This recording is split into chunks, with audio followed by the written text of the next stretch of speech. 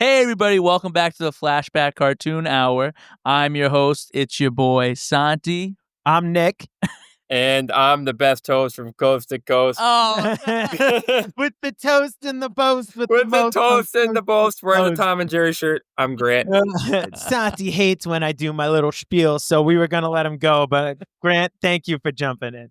I don't hate it. It's just classic Nick. I love it. But we got a special episode for you guys today. Why don't we go into it, Santiago? I'm sure most of you, maybe not, have seen Avatar: The Last Airbender, guys. Water. Earth. Fire. Air. My grandmother used to tell me stories about the old days, a time of peace, when the Avatar kept balance between the Water Tribes, Earth Kingdom, Fire Nation, and Air Nomads. But that all changed when the Fire Nation attacked. This Korean American anime, or also called Ani in South Korea, aired on Nickelodeon, is created by Michael Dante DiMartino. Sorry, we're going to botch some names today, everyone. And Brian Kenetitsuko. That was a valiant effort. We'll count it. Valiant effort. We'll count it. The series aired February 21st, 2005 to July 19th, 2008.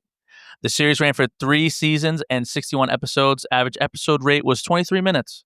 Avatar was presented in a style of Chinese anime with American cartoons splashed in. Mostly relied on Chinese culture, East, Southeast, South, and North Asia, with a sprinkle of Native American influence also in there too. No surprise, the series would go on to win many awards. To name a few, they won the Annie Award, the Emmy Award, the Genosis Award, and the Peabody Award. The creators were really inspired with Kung Fu and meditation. A quote from Brian K., I don't feel like butchering any names today, said that at its heart, we want to keep the 2D craft alive. So Nick told me this, and I didn't know this. So this was fun to learn. Another quote from one of the podcasts they have. The number one thing that they were interviewing one of the creators, and they said, the number one thing I regret on Avatar, The Last Airbender, is that we changed on Korra, but the size of their heads compared to the rest of their bodies. Mm-hmm. And again, I never really noticed that until Nick pointed it out, and I'm glad he told me about that quote, and we could feature this in the podcast. Yeah, it was a part of the actor who plays Zuko, and we'll go into Dante, that in a minute. He has a podcast called Braving the Elements. Avatar Braving the Elements. Avatar Braving the Elements. And they had asked the creator, Brian K., if you regret anything from the series, what is it? Or I think he read from a piece of paper, so I don't know if it was just a fan question. But regardless, he answered it.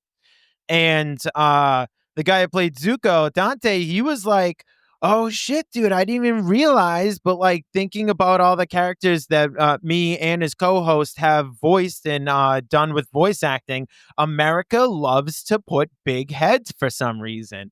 And so when you look at it, and I'm going to go back and rewatch Korra now too, but they kind of fixed it a bit and made more proportional when they got to Korra opposed to Avatar.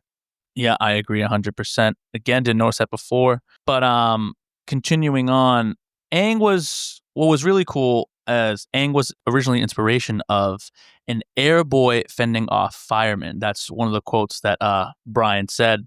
And other elements, and this came to a vision while he was doing hot yoga or like hot meditation or whatever. Yeah, he was meditating, really like hippy dippy kind of, you know what I mean, getting in touch with everything. Mm-hmm. So like it's cool that like the idea popped in his head of air boy fighting fire, like soldiers, opposite, men, firemen, whatever the bad guys will turn into, but it's boom, that initial thought that like formed in his head. I want to know what psychedelics he was. Yeah, I know. Let's and you know what? It wasn't probably even like mushrooms or acid or anything, because they like drink tea that gets them fucking tripping ball sack. True. It's very thirst quenching though.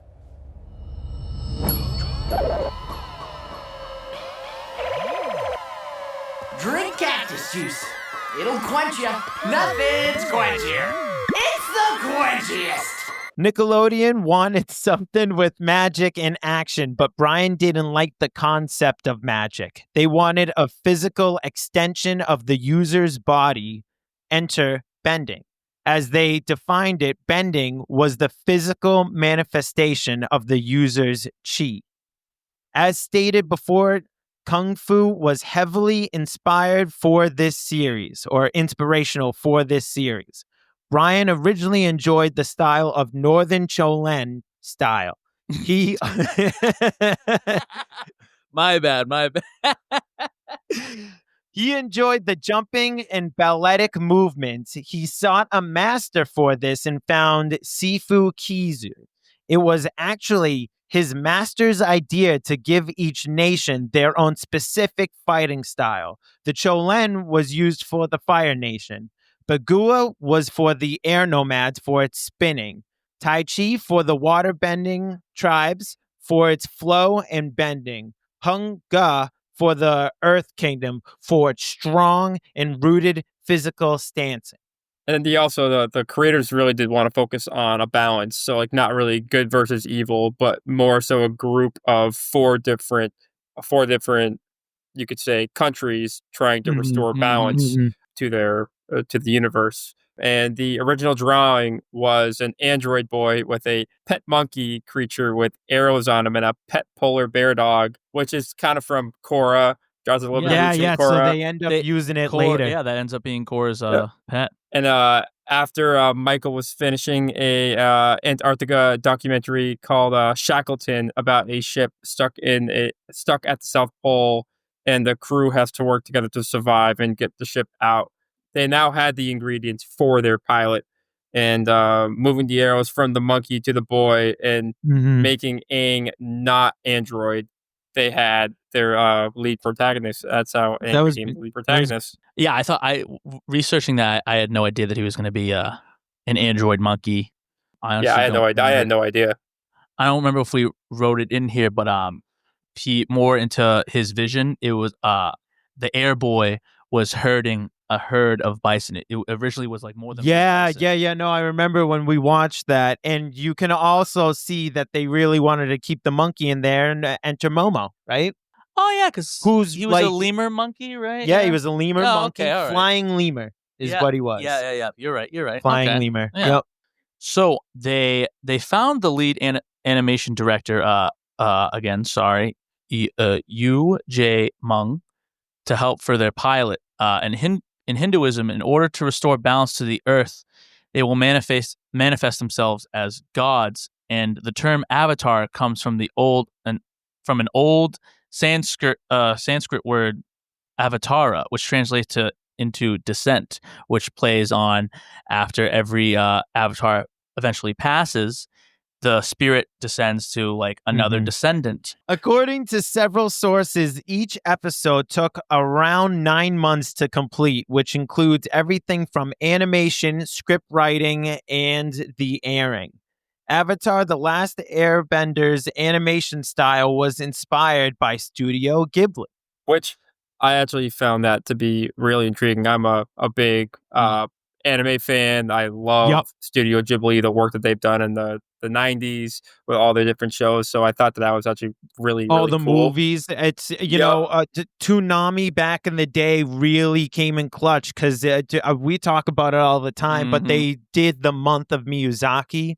Yep. And I mean, good chunk of Miyazaki is Studio Ghibli. So just like watching all those bangers, Princess Mononoke, Spirited Away, even smaller ones like Kiki's Delivery Service, and just like different things like that. Ponyo. I remember when Ponyo came out, just that it's such a warm and sweet style to the animation, and you can really feel it when it comes to Avatar. You're just like, characters when they smile, big smiles, almost infectious with their with the personalities given. And I guess you really see that in Studio Ghibli stuff, because beautiful animation that also makes you feel. For sure. I have to agree, Nick. I have to agree. And the co-creators of the show, they obviously were involved in other projects, so they had their vision. They had their hands on King of the Hill and like Family Guy and Invader Zim, which I honestly had absolutely no idea that the co-creators of Avatar were in any way inspired by Studio Ghibli, or they had their hands in some of those amazing comedic shows. And to be honest, I also didn't know that that no Japanese-based animation studio wanted to take this work on. Yeah.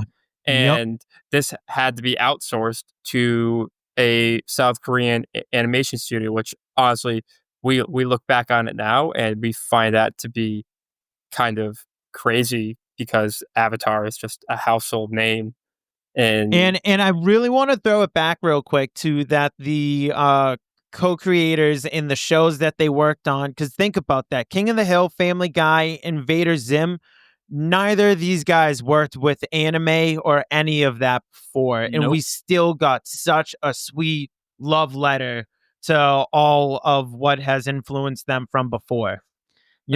That's another reason why I love doing what we do on the podcast, just to deep dive like our favorite shows, and just anytime like me, Grant, or you, like when we're doing the research and we find out something like this, and I'm just like, dude, I had no idea, because we recently found out last year that it wasn't Japanese style. Yeah. And we were like, dude, like we've been fans of the show for so many years. How did we not know this? Exactly. And just that's why peeling back the layers of this show. And for the doing this listeners episode, too, I always like, so because fun. I with the show, I really want it to feel like just a cool nerd out hangout sesh. Exactly. And so when I think about That's what we like normally do. the listeners, they're like an entity in itself. So this podcast right now is me, Santi, Grant, and our listeners as an entity that's going to get to listen to this and also like have their love come out, because like it's all love. We love this show. We love the shows, even the bad ones that we watch. We have nostalgia and like to look back at them. And so I just want to throw that out there too. It's just this series, dude. I wonder if I'm going to go where I'm going to go with my letter grading later. Even Fucking F. is we hate the show. Yeah, hold on. Let me take Hope- Avatar's dick out. I my hope mouth. there's a no, I mean, I'm sorry. Aang is bald. You're bald. Therefore, you have to love it. You have to love it.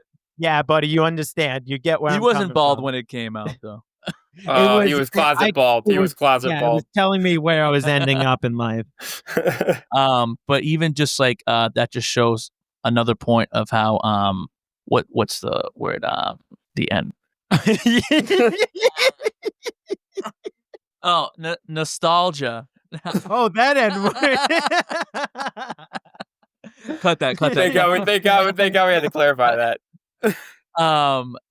It just shows how powerful nostalgia really is, because like even with like the bad shows that we'll bring up, just like you just think back where you were in that life, just a kid, no bills to pay, no responsibilities, you just have to worry about high school, and when you're done with your homework, what else you can whether you were coming home from school, just finish your homework, it's 5, 6 online o'clock, with the boys, something, go play outside, some TV show is going to be on, something epic or just fun to watch, or even that Saturday morning when you're waking up and Saturday morning cartoons still, because now with like streaming and everything, Saturday mornings, we don't even know if they like mean anything to kids anymore, because you can just they still got their weekend. Yeah, but like you get to just pick the episodes and do whatever and watch a whole series. When we were kids, Saturday morning meant something, because you had to wait another week to see that whatever. I mean, Kids WB. They still have weekly airs, but like sometimes I hate when streaming services drop a series and they'll drop a whole season, or they'll drop more than one episode. Like, don't get me wrong, I do love that Andor was doing 3 episodes per week. Oh, we should say to the listeners too, you can find Avatar on Paramount Plus or Netflix still, or Netflix too. I think you have to pay for Amazon. And just as a disclaimer, some of the original specials are now 2-parters. So like the season 1 finale is originally a 1-parter, so it's about like an hour-ish episode. But on Paramount Plus, it's going to be a 2-parter. Yeah. So just watch out for that. when you are on a they streaming changed site. it a little bit. Yeah, no, good looking out, Granty Poo. So getting back to course. the meat and potatoes of this. So Mhm. Aang originally was supposed to have a herd of 20 bison, and they eventually cut that down to just a few of them, and they cut that down again to just Appa. His original drawing, they changed the spiral horns because they were a nightmare to animate. So that's why Appa's horns are just... I kind of draw that reference to like Naruto's goggles in the first couple of chapters of Naruto. Okay. The goggles were such a pain to animate that after Yep. like about like the first like 4 or 5 chapters, they stopped drawing them. Fun fact, Akira Really? Toriyama created Yep. Super Saiyan because it was so hard to like draw the black hair all the time, and so instead drawing it and animating it as blonde was just easier. Really? Yeah. All right. So when it came to the combat style of the animation, the moves were so fast to animate, they actually had to rely on the reference footage to make the animation more lifelike. The co-creators sought out voice director Andrea Romano, who worked on Batman the Animated Series and SpongeBob. Go check out Like our previous Batman the I knew Animated you'd like Series that. review, guys. Flashback Cartoon Hour on all podcast platforms.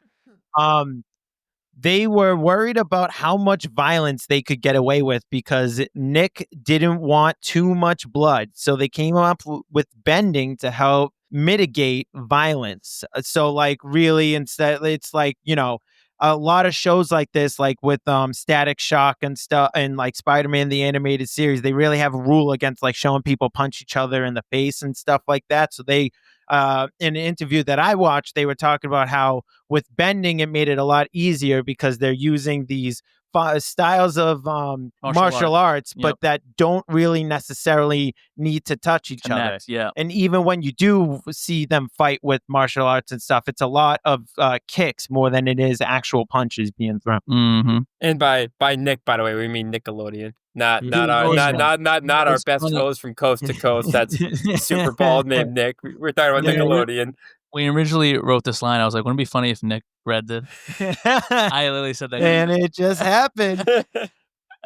Miracles happen on the Flashback Cartoon Hour, found on all podcast platforms. Fly. Perry the Platypus. The original version of the show was actually really hard to animate due to a lot of the large-scale panels and the weird angles. They wanted to try and make it as cinematic as possible, so a lot of it had to be adjusted to accommodate for making it cinematic. And the Sifu Kisu, the one that was responsible for coming up with all the fighting sequences, he also had to break down the fighting sequences into smaller pieces due to human limitations. Another thing I wanted to talk about was when they originally pitched this to Nickelodeon, they were so passionate about this project. They had the pilot like all written out and drawn out, but after they were done presenting their drawings, they're like, no, this is great. Like the story actually like really, and they start telling like the whole story, like all the way to Aang fighting the Fire Lord. And Nickelodeon was like, stop. Like we're in. Yeah, We you love had it. us on the first thing. They had to stop. Like what was supposed to be a 20-minute meeting turned out to be like an hour. Like, yeah, hour they were and a like, half. you had us on the And first pitch. They were like, yeah, like we're good. Like please, like we want to animate this. But the co-creators wanted the show to be based on a kid, Aang, so that children would have something to relate to, something to look up to. Yep. So a fun fact of how Aang was revealed that he was the Avatar is when he was just playing. He chose 4 toys that were used by the other past avatars as they were infant. Like out of thousands of options, he chose those specific 4 toys, proving that the spirit of the Avatar was like communicating with him from beyond without us or him or the like no one being able to realize it. Like those are the Avatar toys. Mm-hmm. How do you know it's me? We have known you were the Avatar for some time. Do you remember these? Those were some of my favorite toys when I was little. You chose them from among thousands of toys, Aang. The toys you picked were the 4 Avatar relics. These items belong to Avatar's past, your own past lives. I just chose them because they seemed fun. Nick, do you want to lead us into talking about the cast that they chose? Yeah, I got for you. this show? So, voice actor D. Bradley Baker was given drawings of creatures and would decide how they would sound by looking at them. For example, Appa and Momo, and then would record the voices.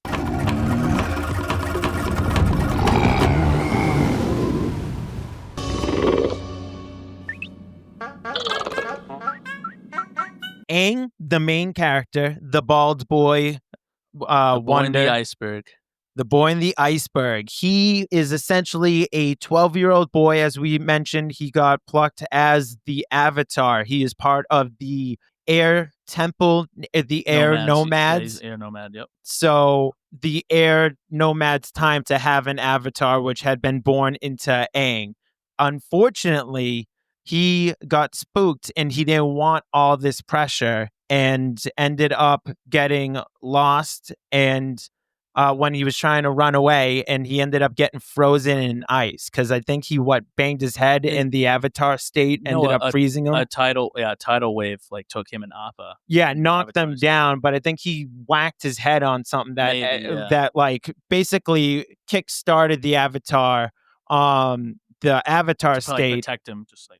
So he froze himself, and so for 100 years there was no Avatar. And within this time, a bunch of shit will happen, which we'll go into.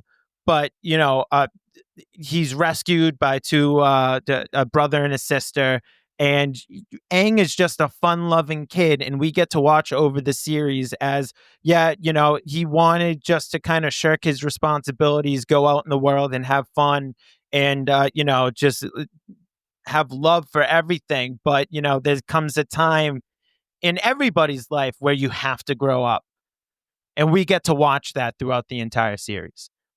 And what's actually cool is you don't notice it in the beginning, or I didn't notice it the first time watching it. He's the only one his age with he has the tattoos marking that he's an airbending master. Yes. A lot of his friends stopped playing with him as a kid. At 12 years old, after already a master, then he was chosen to be the Avatar. So a lot of people thought like, oh, it's not fair when we play with you. And another thing too is that you only get those tattoos, like you said, with the being a master. Yeah. And so you become an air master by mastering all the moves and or creating your own move. And Aang did create his own move. His own special move is the scooter. The little water, like not water, the air ball that he sits on. And it kind of like drives him around and stuff like that. And that's his own unique move that he specifically created. So the Air Masters knew that they had something special in this boy as it was. You got anything you want to add about By the way, Aang? Aang is voiced by Zach Tyler Eisen. I'm Aang.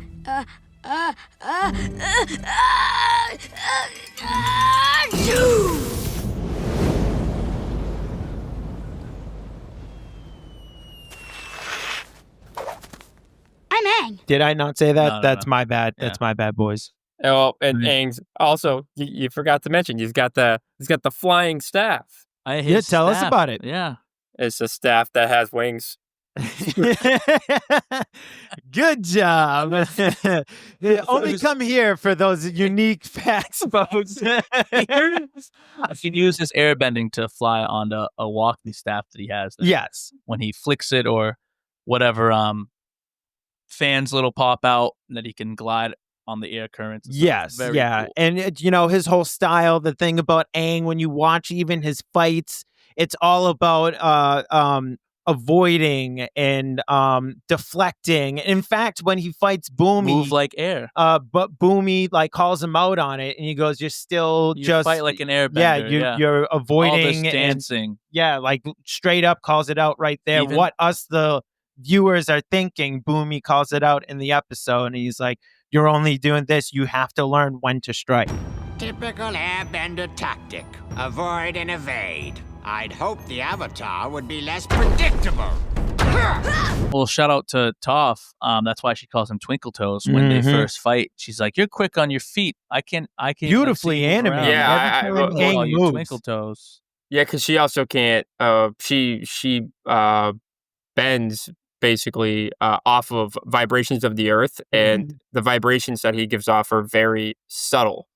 Yeah. Well, he Yep. would fly from one place to the other, so you'd lose sight of him and be like, "Where the hell did he go?" And she goes, "There you are."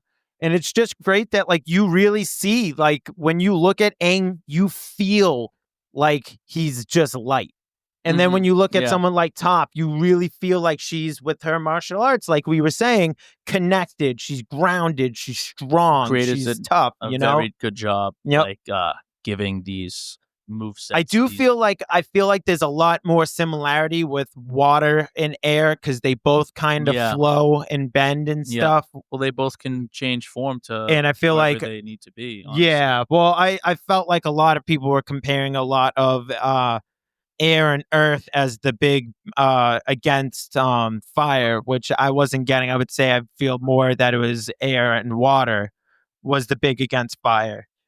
What I like about water is how versatile it is. Like you'll see people in the series freezing stuff, making steam, just like it. Very unique style bending. Later we'll talk about a certain episode. I think it's perfect to go into now. If you want to go into Katara, do you want to go into Katara, Granty Poo Poo?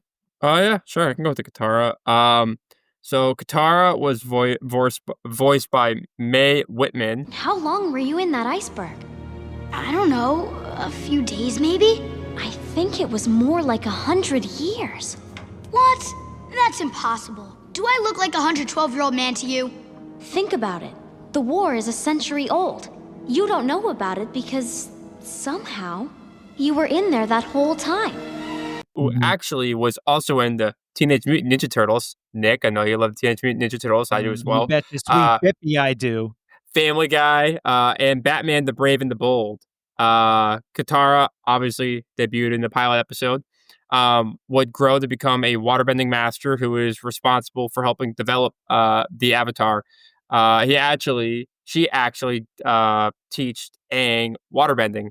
And helped inspire hope when all is lost. The passing of her mother really helped develop her as a character and to drive Aang, to help drive Aang to achieve his destiny. And then obviously she fell in love with him during that journey. Yeah. I love Katara, dude. One of my favorites. We were talking about it when the three of us were having a little powwow before we started the episode, but I really respect, especially in the first season, that constantly when we just see the group just kind of kicking back, that we're always watching Katara training with her water bending off of the scroll that she got and that she stole.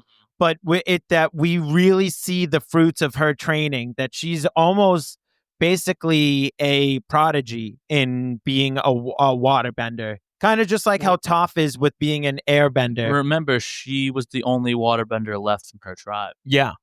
She's from the South Pole. And, she, opposed to most other women waterbenders, she's not just a healer. Like her... grandmother.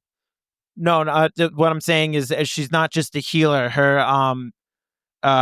what's attacking skills? What's the word I'm looking for? Her combative. Yeah, her combative abilities are through the roof, which goes to show, and I want to talk about it too a little bit. But when she fights Master Paku because he refuses, he found out that Aang was teaching her waterbending because he won't teach women waterbending that's not just healing. Throwing some sexism into 20. And they go into and they go into it a few times though, sexism, even with the Kyoshi warriors and how people downplay the women, but these women are so strong written. And Katara, when she's fighting Master Paku to prove that she's skilled, like the things that she's throwing out at him, and this is before he even trains her, she's creating the disc and she's moving the water, and she's just like really brilliant with her water bending, causing the water droplets into icicles and shooting them out. It's just, man, oh man, I have like so much good stuff to say about Katara as a lead female in this series. And she was the first face that Aang saw when he woke up from the iceberg. Probably, and I'm going to be ballsy enough to say this, probably in all of anime, some of my favorite female lead. Really? Think of who you comparing I it to, know, right? Sakura? No, Robin. Robin from One Piece is What? one Really? of Robin from One Piece. The "I want to live" scene No, at no, Impel no, Down. you're Are right. you? Right, Are she's really well written, and you could even write Nami, even with her early development of early development? Arlong. Yeah, Yeah, with not Arlong and stuff. not in its totality, but at the beginning, I did love her writing. Robin's Yeah. writing has just been Okay. But I feel like we're in, you could say that we're big shonen guys, the three of us. Yeah, for sure. And so when we're talking about that, listeners, I'm gonna reiterate is that Katara really shows like throughout the whole show about her training and getting better and getting stronger, whether it's attacking ability or her healing ability. Now moving on to Sokka, who is Katara's older brother, the other person that helps find Aang. He was played by Jack Decina. What is that thing? This is Appa, my flying bison. Right. And this is Katara, my flying sister. Also responsible roles in King of the Hill and The Batman. He in the beginning of the series, you really see, because to remind the viewers, not even to remind the viewers, we didn't even talk about this. The world is at war with the Fire Nation. Mm-hmm. And the Southern Water Tribe, being as small as it was, all the men left to go fight that war. All the warriors were gone. And Sokka was the oldest one left in the village, not old enough to fight, but he now had to be the man of the village and stay and protect its people. And train all the women and young children. Mm-hmm. And in the beginning of the series, you really see him try again to pick up that leadership role and also try to be the responsible older brother to Katara. But also against her using what he called her magic water, we see him grow to depend on people like Aang Katara, and we watch him become an awesome strategist, engineer, pilot, and eventually swordmaster. And even before, in the beginning of the series, once they left the North Pole, he gets trained by the Kyoshi Warriors, who are a group of female warriors who were their brigade was created by 2 avatars ago, Avatar Kyoshi. Mm-hmm. Yeah, we should say, so out of all of Team Avatar, who we're about to finish going through, but Sokka, I guess if we're smartest and the funniest. And the only I would say, yeah. But would you guys say the only non-bender, or are we considering Suki? Suki is part of Team Avatar. Okay, we're not gonna deep dive. Yeah, essentially, much, yeah. To equate it, they're the Hawkeye and Black Widow of the group. They're yeah. Tell me not. Yeah, though. yeah, you're right. They're right. skilled enough at like being peak in their humans. You know what I mean? Like one. Like Santi said, when we first see Sokka, his abilities are nothing. Like literally, Zuko breaks his little stick, whacks him in the head, and he just falls right over. But he does get trained by the Kyoshi Warriors, who again he's a little sexist toward, because he's like, what could a women? What are a bunch of women gonna teach me? I'm from the Southern Water Tribe, and they like beat his ass, and he has to swallow his pride and then begs them to teach him. And it's a big deal because the Kyoshi Warriors, 1, don't train outsiders, and 2, really don't train men. Hey, Suki. Hoping for another dance lesson? No, well, let me explain. Spit it out. What do you want? I would be honored if you would teach me. Even if I'm a girl? I'm sorry if I insulted you earlier. I was wrong. We normally don't teach outsiders, let alone boys. Please make an exception. I won't let you down. All right. But you have to follow all of our traditions. Of course. And I mean all of them. Do I really have to wear this? It feels a little girly. And they took it and they agreed to show him. And after that, he actually puts up fights. He actually contributes in fights with other warriors and stuff. Another thing I like about Sokka is his passion for the Water Tribe, because there are several times where he'll throw the Water Tribe in his battle cry or mention it while downing an enemy. When Katara was bullying 2 earthbending kids, Sokka's walking away. He looks at the camera and goes, "Water Tribe." Yeah. Yep. But I mean, brilliant strategist.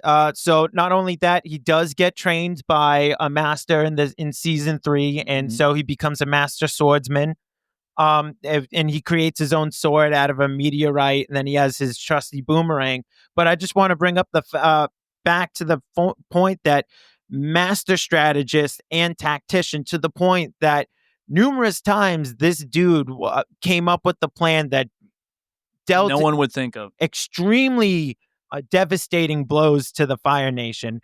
Even before the final battle, which he leads, we can go back to when he helps create the plan where they're fighting the blimps first being shown. Yes. At the air temple, which what was it, the northern air temple? I believe it was the northern one. Yeah, because it was right before they got with to the kid in the wheelchair. Yeah. Yep. Yeah. They these people who weren't native to the Northern Air Temple, they settled there, and they first see all these people flying around, and you find it's a community of like engineers that are creating all these inventions. And that episode, they debut the Fire Nation war balloon. Yeah.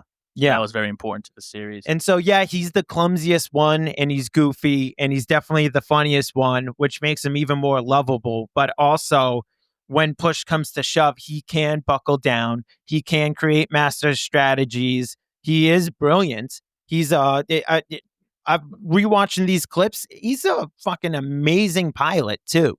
Shikamaru, maybe. And he's from the Water Tribe, and he's this good at being a pilot at ships that he's probably couldn't even fathom, and he's just picking it up, flying a Fire Nation vehicle or an Earth Nation vehicle kind of thing, you know? I remember, I believe it was the drill episode where they thought they were doomed, and everyone looks at Sokka, and he's like, "Why is everybody looking at me?" He's like, they're like, "Well, you're the plan guy. You usually come up with plans." And he's like, "Oh, right." Like he can't even fathom, like, "Oh, you know what? Like, people really do depend on me. Like, I really do have all the ideas." And like, he may not be the most strongest, but like he is the strategist. Or that it was his idea to go to the library to find out if they can find something to use against. Then it's settled. Aang, I do believe it's my turn. I'd like to spend my vacation at the library! Oh, I'll definitely, you betcha, sweet Bippy, I will. But it was his idea to go to the library, in which they found out about the eclipse. That's right. You know what I mean? And then he was the one that was helping with the dials and figuring it out. Picking that for my favorite episode. Mm-hmm. Anything you want to add about Sokka, Granty Poo? Nope, I agree with everything you guys said. He definitely is the comedic relief. Okay, and then with that being said, I'll go into Toph Beifong, Toph Beifong, played by Jessie Flower. Hey, what about me? When do I get to pick? You gotta work here a little longer before you qualify for vacation time.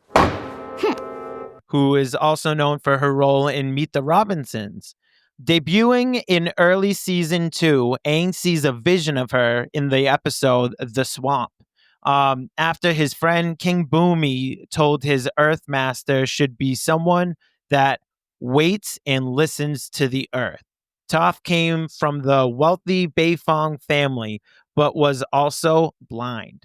Having been spoiled by her family, her every whim was taken care of, but she wanted more and more. One day, after getting lost in the cave, she learned from the original Earth Masters, who were blind like her. Using earthbending to see plunged her forward into her new life. She would become one of the most talented earthbenders, helping the Avatar take down the Fire Nation, training the Avatar, and creating her own bending, that of metal bending. And I should say, what was the creatures that saved her were the giant moles.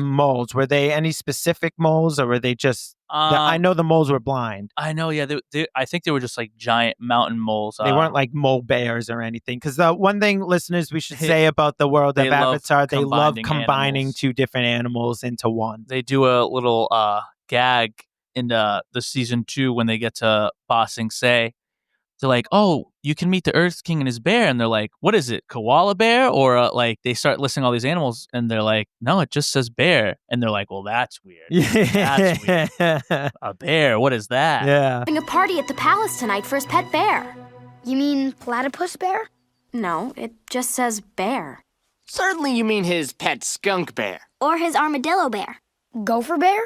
Just bear. This place is weird. Yeah, so you find out later in the series that each bending has its true master, its first master. The moon is the waterbender's first master. Yeah. The air bison were the air nomads' first master. Right. The mountain mole, the giant mountain moles were the earthbender's first master. They were And blind. then They used the earthbending to see. And then dragons were firebender's first master, the original source. Well, with the way that they could see, so I can just paint a picture for the listeners, is that Like big as big as a bus. Those moles. It's like they use almost like echo sensation, but like through vibration of the earth. So that's why Toph is always barefoot, no matter what, so that she can always be grounded and feel through the earth. And which even goes on to include through the metal. She can feel the vibrations through the metal and stuff.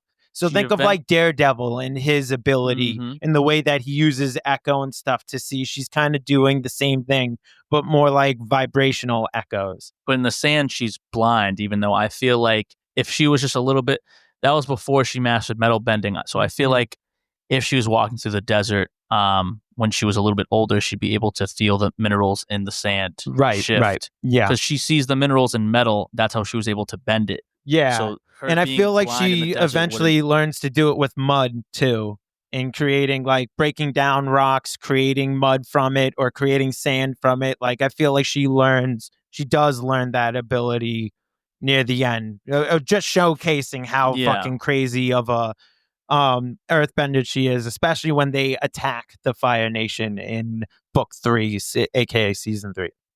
Anything on the Blind Bandit there, Granty Poo?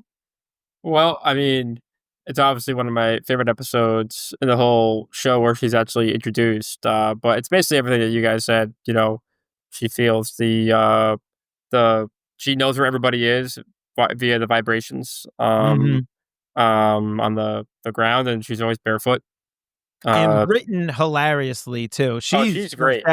She's just as funny as Sokka at points because she's constantly making jokes about her own blindness. The running gags of the blind. Oh my god, we love it. We were just talking about this before we record. There's so many episodes where her blindness will be taken into, like they were one of the first times she joined the group and they were setting up camp, and I think Sokka throws like a bag at her and she doesn't catch it, and he's like, "Oh my god, I'm so sorry." Or when they're looking for the library in the desert, like we were talking about, and she goes, "There it is," and they all look over the bison. And she's like, "That's what's going to sound like when one of you guys spots it." And then she goes like this, like, "I'm blind. I don't know where the fuck it is." There it is!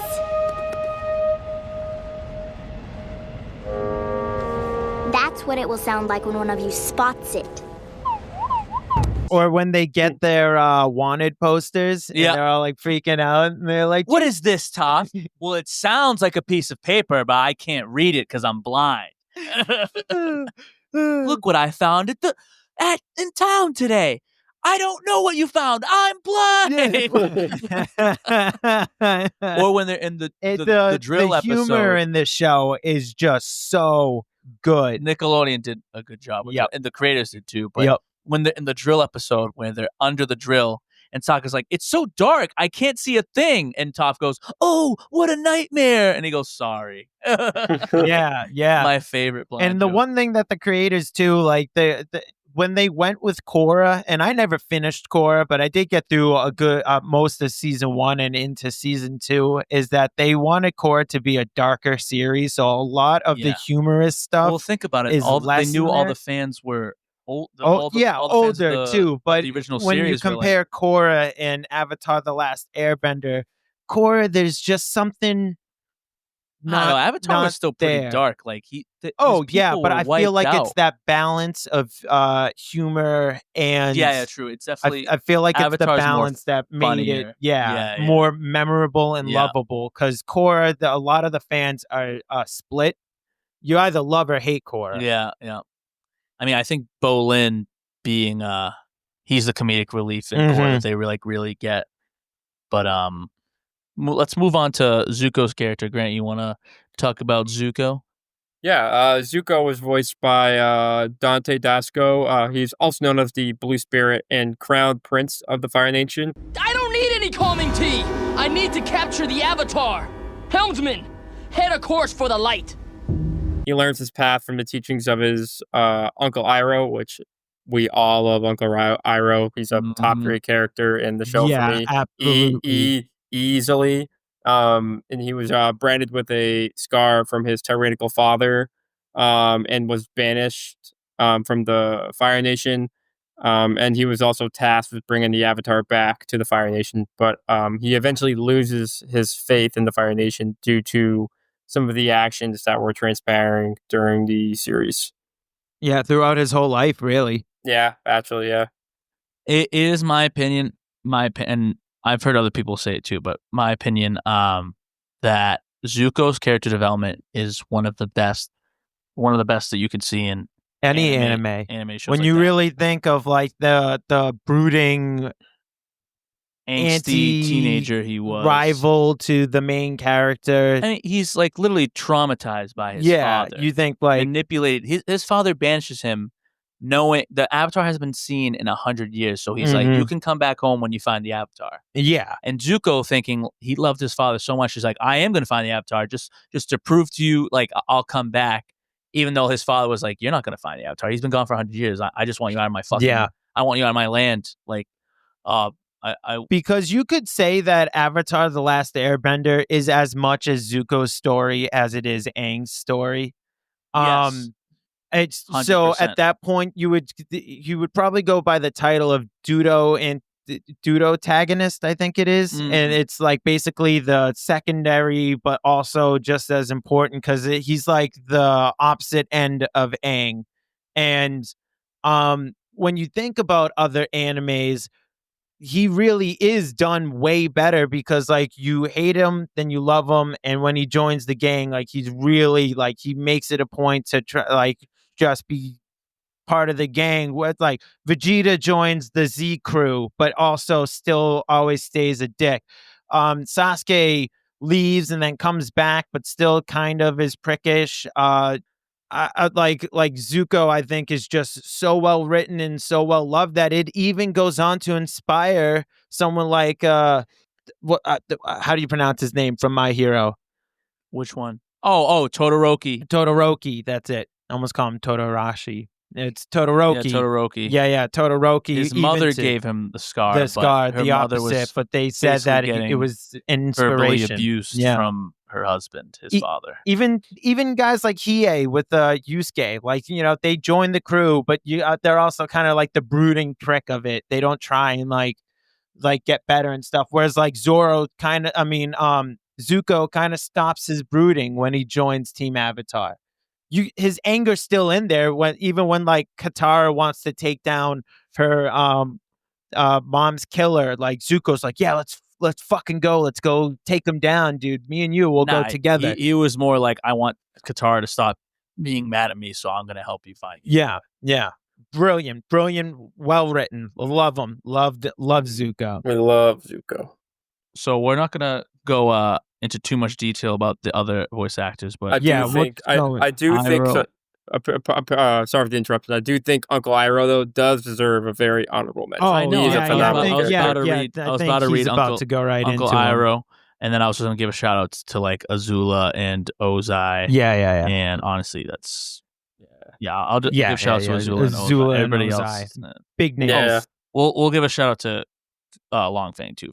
Also a big name. Okay.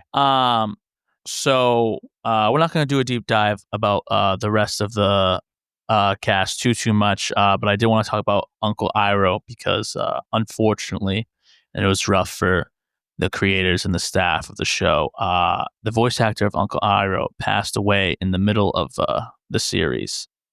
And, you know, from a kid's standpoint, you notice a change in the voice here and there, but you don't really know the relevance of how close the workplace was. They were all so sad when they lose him because he Mako Awamatsu. We've been down this road before, Prince Zuko. I don't want you to get too excited over nothing.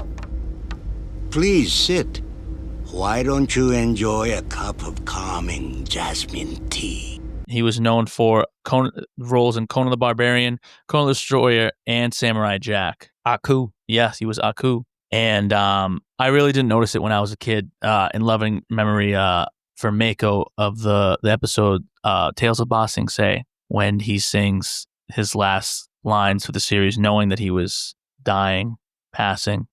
Leaves from the vine. Leaves from the vine, falling so slow, like fragile, tiny shells drifting in the foam. Little soldier boy, come marching home. Brave soldier boy comes marching home.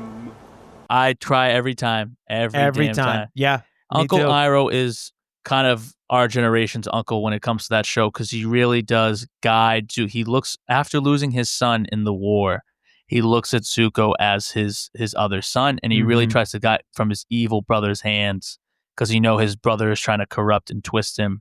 And he's just he's like, Zuko, if you find peace and love in this world, like, you will truly be happy. And Zuko's just like, no, like, I got to make my dad happy. Like, I got to restore my honor. And he's like, dude, like, it's not your honor that you have to, it's not, you're trying to restore his honor. Like, you got to look at your honor, dude. Like, what do you think you should do? What is right for this world? Like, so many inspirational quotes from Iroh. And we should mention that Iroh is he gets paired up with Zuko because Iroh's kind of a disgraced Fire Nation general himself, because he lost Ba Sing Se. After his son passed away, he decided to retreat back to the Fire Nation, and this father and even Azula, his niece, called him a coward. So a lot of the Fire Nation kind of like look down at Iroh, who still has stature because of what he's done, but also he's the dragon of the West. Right. He's the dragon of the West. So you get like a real tear in the Fire Nation. Some people still greatly admire Iroh, while others like Zhao or Azula kind of look at him as a traitor. But the other voice actor that picked up where he left off, Greg Baldwin. You are going through a metamorphosis, my nephew. It will not be a pleasant experience. But when you come out of it, you will be the beautiful prince you were always meant to be. Also did voices in Samurai Jack, Teenage Mutant Ninja Turtles, and SpongeBob. So he's got a lot of feats under there. And I think he did a good job close to the series. He made his voice kind of deeper but more light.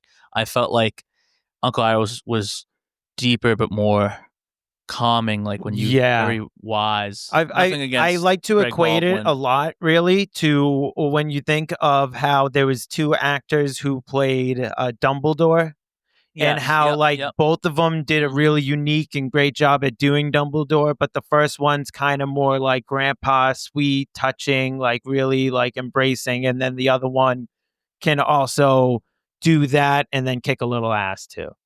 I agree 100%. I'm just going to talk a little bit about Azula, Grey Delise Griffin. I think it's Grey Delisle. Grey Delisle Griffin. Brother, uncle, welcome. I'm so glad you decided to come. Are we ready to depart, Your Highness? Set our course for home, Captain. Sorry to cut you off. I know you wrote that she's various Star Wars characters, but I also want to say I'm pretty sure Adventures of Billy and Mandy. And I think she does Daphne from Scooby-Doo too. Really? I don't know if I heard I'm that. pretty sure. I think she's Raven in Teen Titans. No, that's Tara Strong. That's Tara Strong. Yeah, you're right. Yeah. She's Daphne in the movies.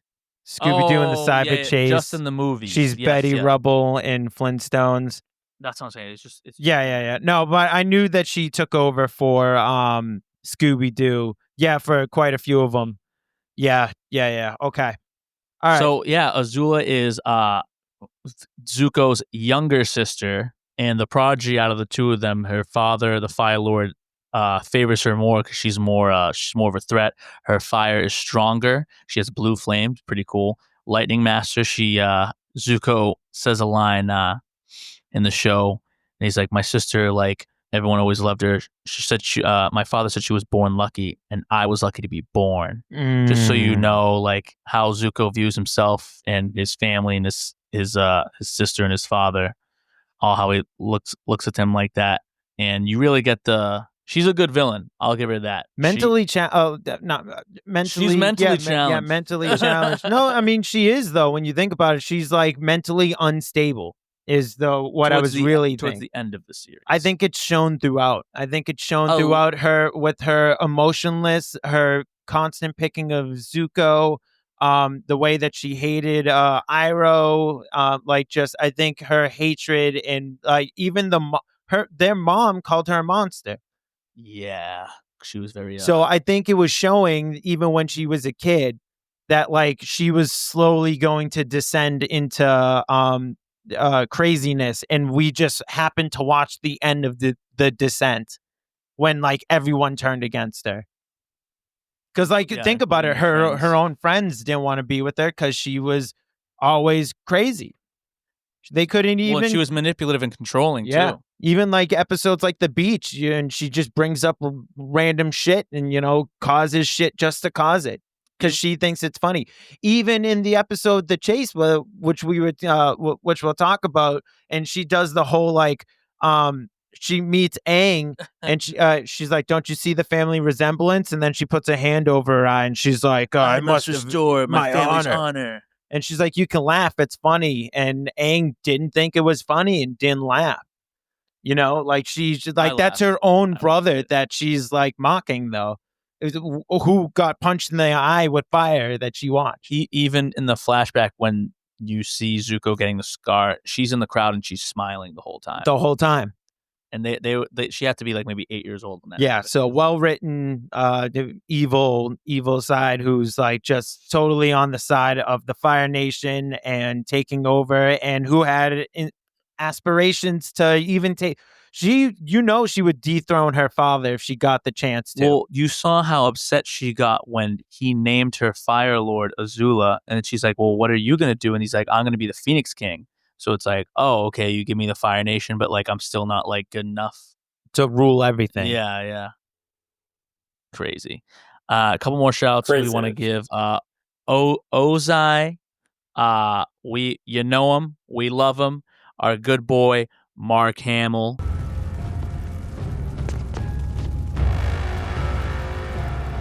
You have been away for a long time. See, the weight of your travels has changed you. You have redeemed yourself, my son.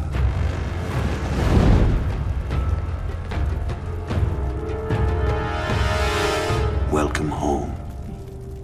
A.K.A. Luke Skywalker, a.k.a. the Joker. Yep. We've talked about him on this channel stranger to multiple this show. times. Sorry, we're not going to talk about him too much today. No, go check out our can't be sucking Batman his dick the every Animated episode, even though we want to. Or even IGVX. Go check out those. I will say in one of his interviews, he said this was one of his favorite roles to do. He loves playing the villain type. He's like, I know I played Joker, but this Ozai was just more fun to play. Like he wanted to rule the world. He was menacing. Like he really enjoyed from top to bottom evil. Ozai. Took out his own dad. Yeah, that's so. All right. So actually, our friend Fiona pointed this out, and I never really thought of this.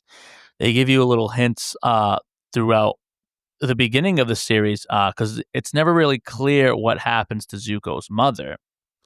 But we know from when Iroh decides to retreat after his son gets struck down in the war. Zuko and Azula sneak into the throne room while Ozai's father, I forget the past Fire Lord's name. Yeah, Sozin's son, right? No, Ozai. Sozin is their grandfather, their great grandfather. Oh, great grandfather. Yeah. Okay, no. I was trying to think of Ozai's dad. I want to say it was like Too Long or Su Long. I think Long was in the. Okay, again, sorry, fans of the show. Too Long, and just like he's like, Father, Iroh is Ozai's older brother, so I was supposed to get the throne. And he goes, Father, I'm still here. I'm with you at the family. I would never abandon my post. And he's like, you dare like talk about your older brother like that? Like, you want the throne? And he just lost his son, and you're going to talk about your older brother like that? And he goes, maybe you should know how it feels like to lose a son. Just as an offsetting, but Azula, hearing that, goes, oh, like, Dad's going to kill you. Like, he's going to kill you. Yep. And Zuko takes that to heart. And there was actually, it's never really clear why Zuko's mother leaves, because she leaves in the middle of the night. And I'm just sitting here wondering why. And then I was watching with Fiona a few years ago, and she's like, yeah, like, Zuko's mom definitely killed Zuko's grandfather. I was like, why do you say that? He's like, well, because of what Azula said, like, you're going to feel like you're going to learn how it feels to kill your own son. So we think they worked out a deal with, like, we'll spare Zuko. I'll help you assassinate your father if you spare Zuko. And that's the deal they worked out. It's not confirmed. It's a nice fan theory. But that explains why Zuko's mother left the country, because the next morning their grandfather died. So we think that Zuko, I think, and Fiona thinks, I don't know about you guys, that Zuko's mother helped assassinate the Fire Lord at the time in order to spare Zuko, and she left the country. And took the blame with her. No. Why else would she go into hiding if they weren't going to blame her? That was just part of the deal. They said he died peacefully in his sleep. Because he was named Ozai was named Fire Lord because Iroh was away. Yeah. Anything you want to add, Granty Poo? No, I actually didn't even. I haven't even thought about that talking point at all. Really? You never wondered why his mom left? Yeah. Well, yeah. Of course. Yeah, I have, but I never really potentially put two and two together that there was a whole entire plot. But Fiona is also very known. We got to have her at some point on the show because she's very, very keen to dialing in on very minute details. That was like, that was like my fourth time. And I love a good conspiracy. And I never even thought of that. Yeah. And Fiona was watching it, I think, maybe for the second time. Who do you like better as a villain, though, Granty? Do you like Azula or Ozai? I mean, they both play a significant role in the series. To be honest, I actually think that Azula is the more compelling villain. She's in the series more. And she has more of an impact on the show overall. Like, obviously, Ozai is the more menacing and imposing villain, but I think that Azula is the more compelling villain. She's written insanely well. She has an amazing character development throughout the entirety of the series. Yeah, and it's almost Azula. You could almost equate it to the Palpatine Vader relationship, but instead they were like, what if Vader didn't have any goodness in him at all? What if he was just bad from the get? I was gonna say when we talked about earlier, he's the attack dog. Brought that up, Nick, because I look as the way when it talks about the firebending masters, the episodes that you're going to choose, they tell him, Zuko, your firebending came from rage. Now that you're on the side of good, like, that's why he couldn't firebend anymore, because he had a new driving him. And that's kind of like the Force. Like, once you reach too much to the dark side, your Force powers are going to change. Or when you're too on the light side, you can't do lightning like that, even though Luke had green. Yeah, no, seriously. But like, their chi is the Force, but from within. Another interview I saw on Mark Hamill, he's like, when I first read the first line, the creators like literally told him they didn't know how many lines they were going to give Ozai, because they knew he was the big bad. They just didn't know where they were going to take his character throughout the end of the series, which is why we saw a lot of him, like, mostly from when Zuko comes back to the Fire Nation, we start seeing more of Ozai. But like, even in season 1, you just see him in the shadows. Like, they refuse to show his face, or like, we don't get him until the end of season 2. That's like a very classic. I know that this is made by a South Korean animation studio, but it's a very common animation trope to just hide their face, mask their face, always in the shadows, and then debut them when they feel necessary in the story. Yeah, I always think it's so funny that the lighting is always perfect to hide their face. right. It's Well, they always do- perfect. Who is that over there? It's very horror movie related, Yeah. where you want to keep the monster hidden as long as possible That's a for good comparison. I never thought about like that. a scary aspect to it. Anime. But it's like, oh, wow, the whole room is lit. Let's just have the one shadow in the room. The one shadow in the room. I'm the boss that you guys can't see in the light. Can you guess who the big bad villain is? In the light, eyes in the dark. We're looking at you, Akatsuki. Hey, we love their holographic. Yeah. One more design. character I want to give a shout out to, Long Fang. He was their Earth King's advisor, and he's played by Clancy Brown, another person we've talked about on the pod for a while. Great actor and voice actor. We love you, Clancy. All right, Avatar, you've caused me enough problems. This is your last chance, if you want your bison back. You do have Appa. Tell me where he is. Agree to exit the city now, and I'll waive all charges against you and allow you to leave with your lost pet. Did such a great job with Long Fang. As a kid, I didn't realize how much backstabbing he was doing, but rewatching in college, and he just has such a unique and recognizable voice. And I'm assuming for Sozin, did you mean Ron Perlman? Maybe, yeah. The guy, if we're going with Ron Perlman, and I think I'll play a clip of Yeah. Yep. Your loyalty is to our nation first. Anything less makes you a traitor. Yeah, Sozin, who is... And Slade in the Teen Titans series. Yes, correct.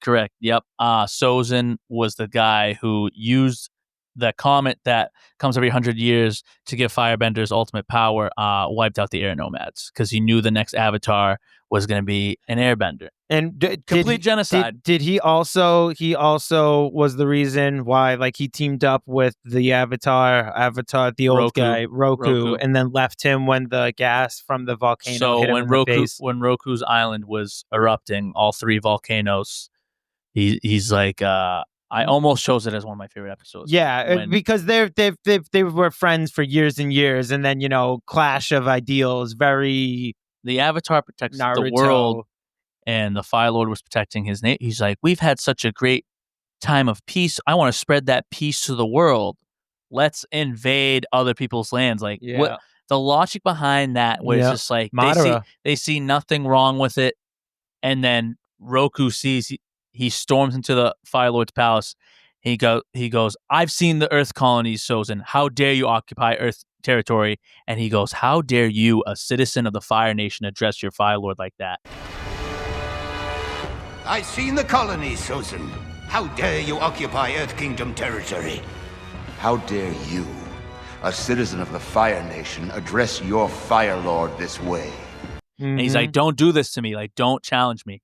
He's like, and then beat his ass within seconds. And then, like, they end up their separate ways, but something happens and they have to team up, even though they really don't want to. And then through that team up, they're like, what are we fighting about? But then an opportunity happens where he gets hit with volcanic gas. Yeah, and he starts coughing, and if they don't get out of there, they're not going to make it. But that's when Sozin calls his dragon. He goes, "You're the only thing in my way of all my plans coming to fruition because of you." Yeah.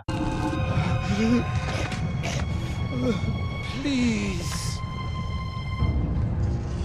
Without you, all my plans are suddenly possible. I have a vision for the future, Roku.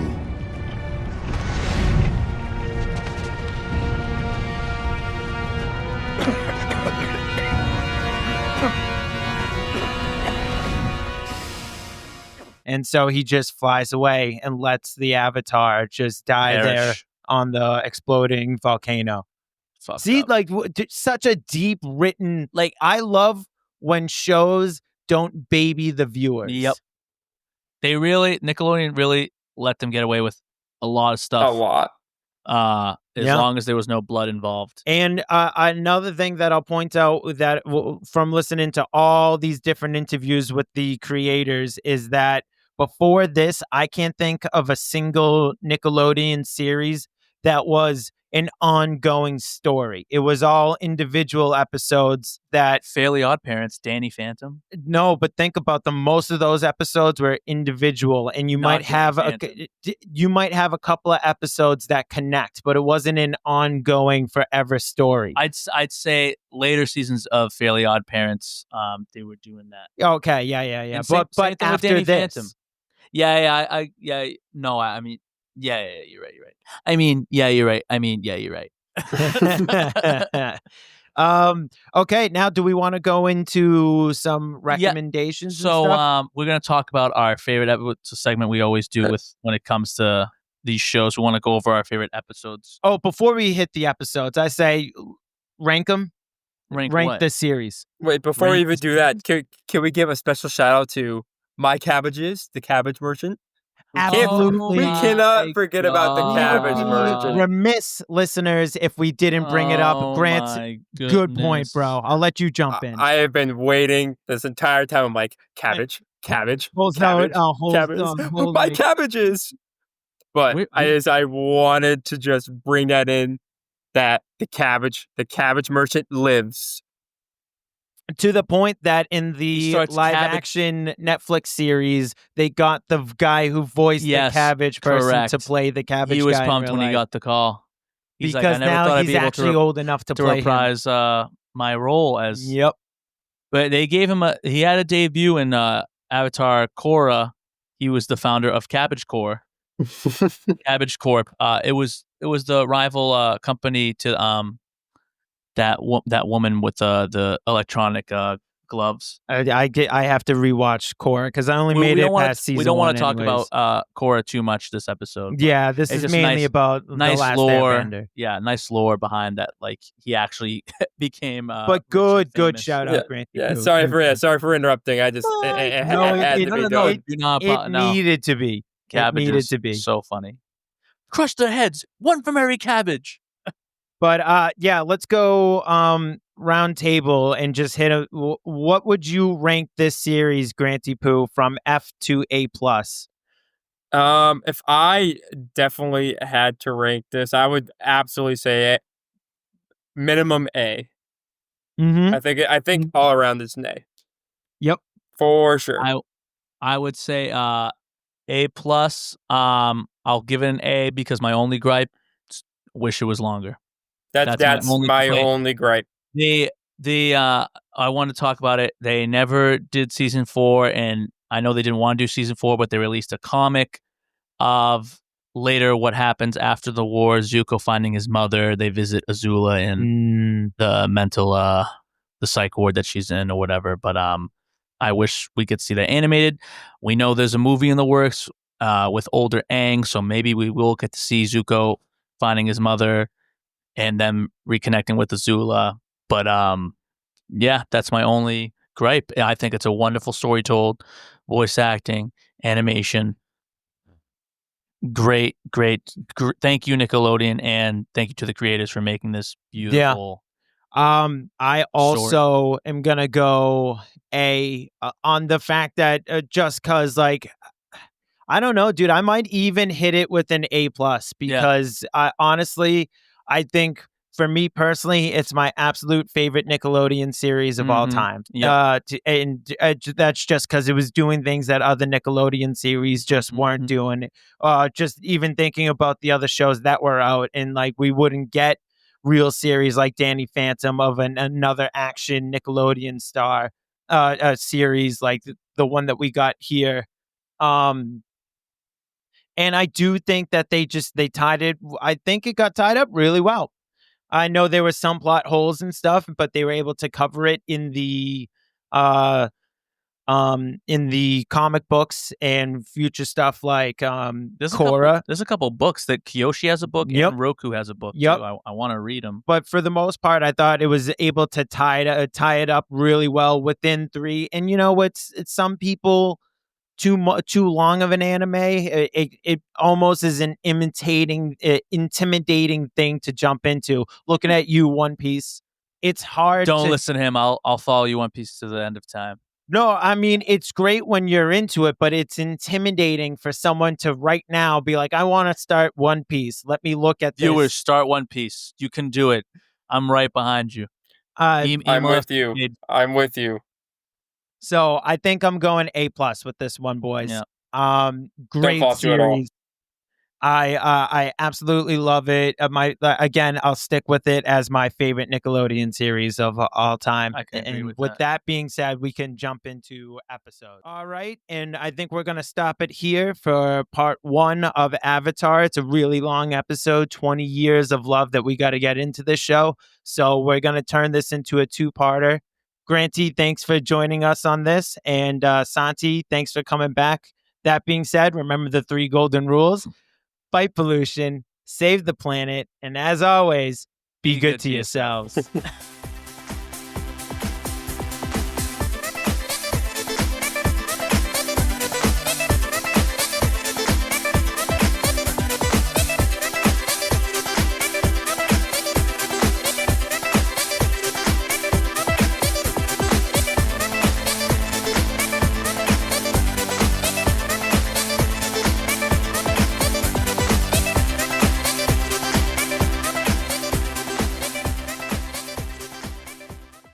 What's the word? The end. Oh, nostalgia. Oh, that end word. Cut that. Thank God we had to clarify that.